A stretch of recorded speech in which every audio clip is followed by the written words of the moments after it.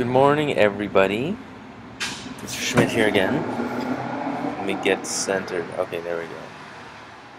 On my noisy porch, delivering you a quick podcast about a couple of issues.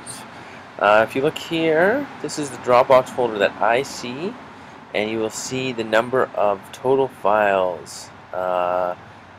Beginning with your first assignment, 34, 28, 27. Into Unit 2, I have received 23 files. Moving into Unit 3, 16, 10, 3. So that's pretty good. I mean, that's kind of how it's supposed to look. More people have submitted early on, and then as you get later, people are kind of falling behind a little bit, but not that far behind. A lot of people are on track, which is great. Those are a couple of things that people are missing, usually in the discussion area. So if you go to the discussion area, all of these have been revamped, and they are all due in some form or another. You can really tell how much effort and time you should put into them, again, by the mark. 6 markers are worth quite a bit. 2 markers are worth less and have a more informal rubric. One way or the other, you can look at that rubric and figure out what the expectation is.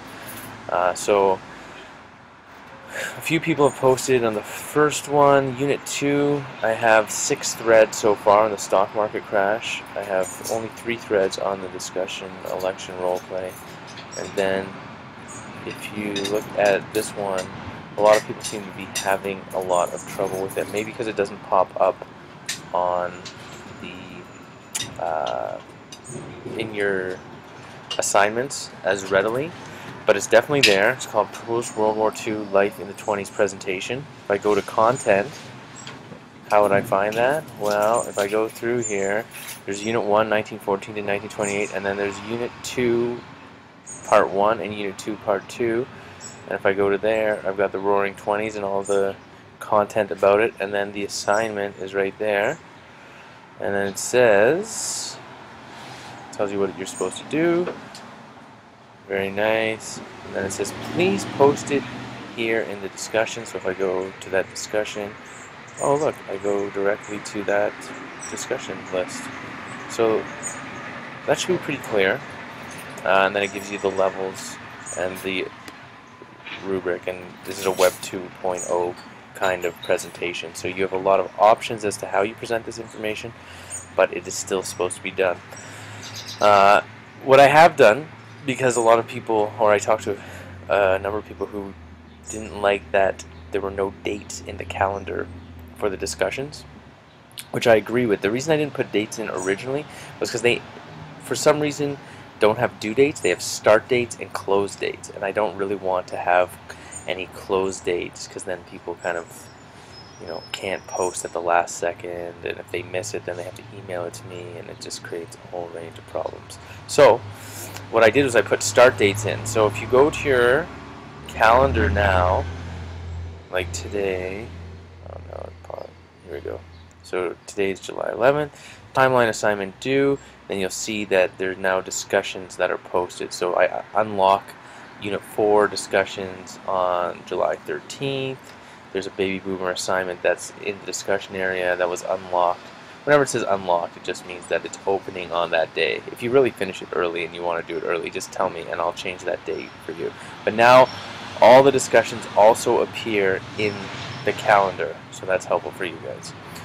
Okay, the other thing I really wanted to talk to you about is citations. Okay, I would suggest you go and you look at this. I can post this link if you'd like to, but the Chicago Manual of Style is something that you need to pay for. There's lots of other websites that talk about it. I just think that the Purdue University does a good job with their online writing lab of clarifying. So it's called the Chicago Manual of Style. It's the 16th edition. There's a lot to it. For our purposes, you are not writing full papers, and you're certainly not writing academic papers that are going to be published. So you don't have to really worry about so much of this stuff. What I would say is read the opening here in terms of the general format of how things go. Notes and bibliography is a helpful one. It tells you exactly what you should put in. again, it goes through all the common elements here of what should be in there. And the general format also is helpful because it then talks about, you know, the kind of, well, actually you don't need this stuff, but when it talks about the main body, it talks about how to quote things directly. So what I see from a lot of people is they're doing a good job. We're mostly talking about web sources, and people are pretty good at going down and finding a web page with known author and date and giving me this form right here. You know, they have an author, they have a page, they say when it was last modified, and then they give me a URL link, which is great. And then it gives you a bunch of different ones. Web page with known author, web page with known date but without known author, web page with unknown publication date and author, blogs, podcasts, blank form for other online media, so if you're using YouTube clips or whatever. So you can cite all this stuff using that. What people tend not to be doing is that even though you list all your sources, you don't tell me in your paragraph, for instance, which ideas correspond with which sources, which is kind of the point of a footnote or an endnote. Okay, and this will go through how to do the footnote or endnote.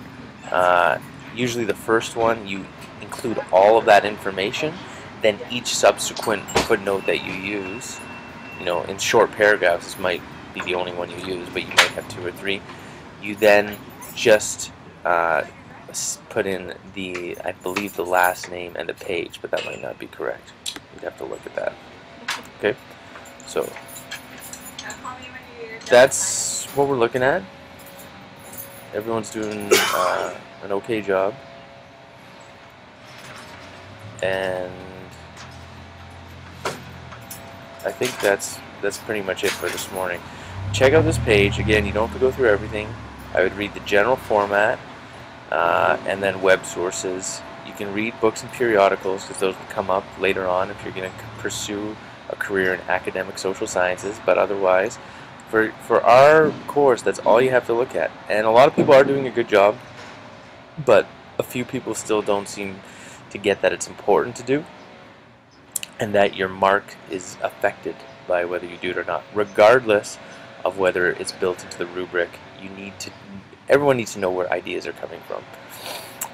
In our digital age of, you know, stealing music and pretty much every other form of information out there, it seems a little ridiculous, but in the academic world it is still extremely important, and you certainly don't want to, if you're going on to university, get in a situation where you get kicked out of an institution because you didn't know what you were doing.